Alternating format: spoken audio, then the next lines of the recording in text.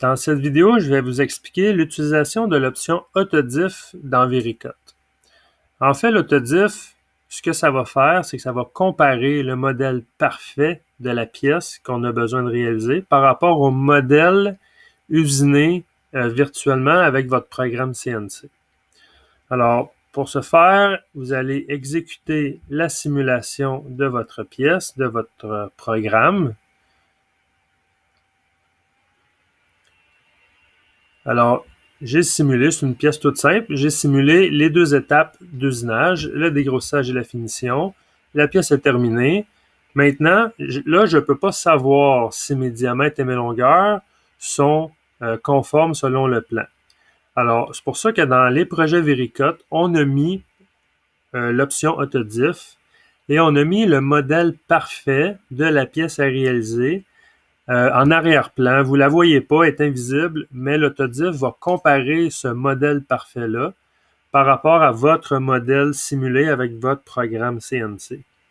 Alors, tout ce que vous avez besoin de faire maintenant, c'est d'aller dans l'onglet Analyse et vous allez voir l'option Autodiff.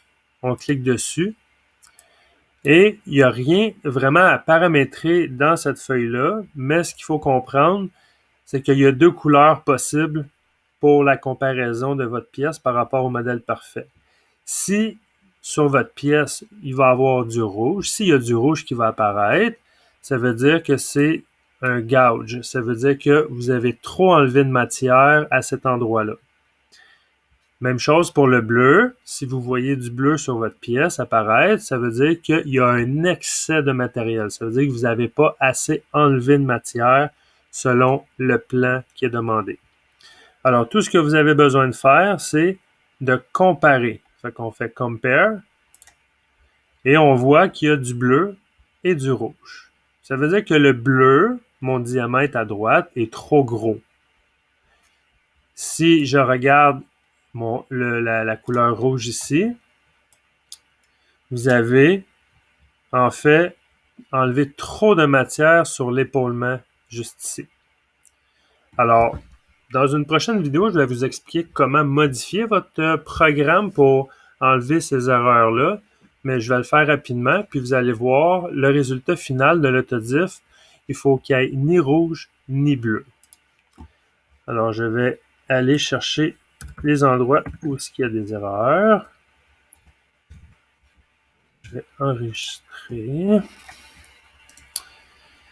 Je vais juste rétablir la vue comme il faut.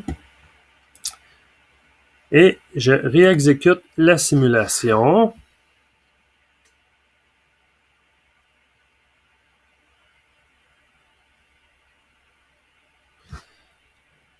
Je m'en vais dans l'onglet Analyse, Autodiff, et je vais comparer.